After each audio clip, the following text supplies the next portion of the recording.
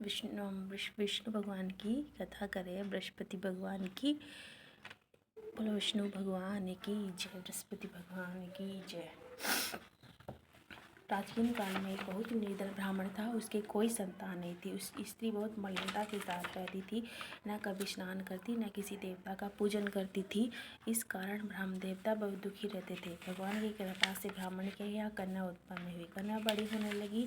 प्रातः स्नान करके वह भगवान विष्णु का पूजन करती और पूजा पाठ समाप्त कर पाठशाला जाती। मुट्ठी में जो भर कर ले जाती, वही जो शरण के हो जाते तो उनको बीन कर घर ले आती। एक दिन वह बालिका सूप में उन सोने के जौ को फटक कर साफ कर रही थी कि तभी उसकी माँ ने देख लिया और कहा कि बेटी, सोने के जौ को फटकने के लिए सोने का सूप भी होना चाहिए। दूसरे दिन गुरुवार था। कन्या ने व्रत रखा और बृहस्पति देव से सोने का सूप देने की प्रार्थना की। बृहस्पति देव ने उसकी प्रार्थना स्वीकार कर ली। रोजाना की तरह वह कन्या जौ फैलाते हुए पाठशाला चली गई। पाठशाला से लौटकर जब वह जौ बीन रही थी तो बृहस्पति देव की कृपा से उसे सोने का सूप मिला। उसे वह अपने घर ले आई और उसमें जौ साफ करने लगी, परंतु उसकी माँ का वही ढंग रहा। एक दिन की बात है, कन्या सोने के सूप में जौ साफ कर रही थी। उस समय उस नगर का राजकुमार वहां से निकला। कन्या के रूप को देखकर वह उस पर मोहित हो गया। राजमहल आकर वह भोजन तथा जल त्याग उदास होकर लेट गया। राजा को जब राजकुमार द्वारा अन्न जल त्यागने का समाचार ज्ञात हुआ तो वह अपने मंत्रियों के साथ अपने पुत्र के पास गए और कारण पूछा। राजकुमार ने राजा को उस लड़की के घर का पता भी बता दिया। मंत्री उस लड़की के घर गए। मंत्री ने ब्राह्मण के समक्ष राजा की ओर से निवेदन किया।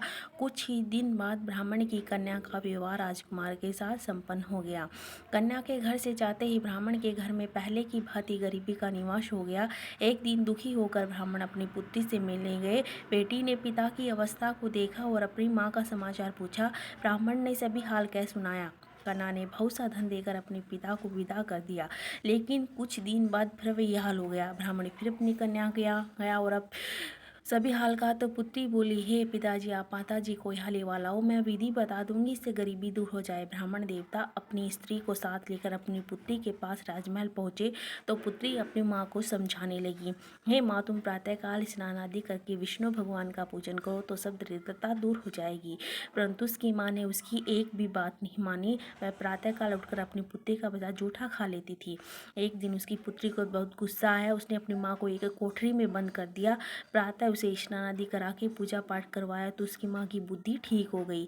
इसके बाद वह नियम से पूजा पाठ करने लगी और प्रत्येक बृहस्पतिवार को व्रत रखने लगी। इस व्रत के प्रभाव से मृत्यु के बाद वह स्वर्ग को गई। वह ब्राह्मण भी सुखपूर्वक इस लोक का सुख भोगकर स्वर्ग को प्राप्त हुआ। बोलो विष्णु भगवान की जय। ओम जय बृहस्पति देवा, ओम जय बृहस्पति देवा।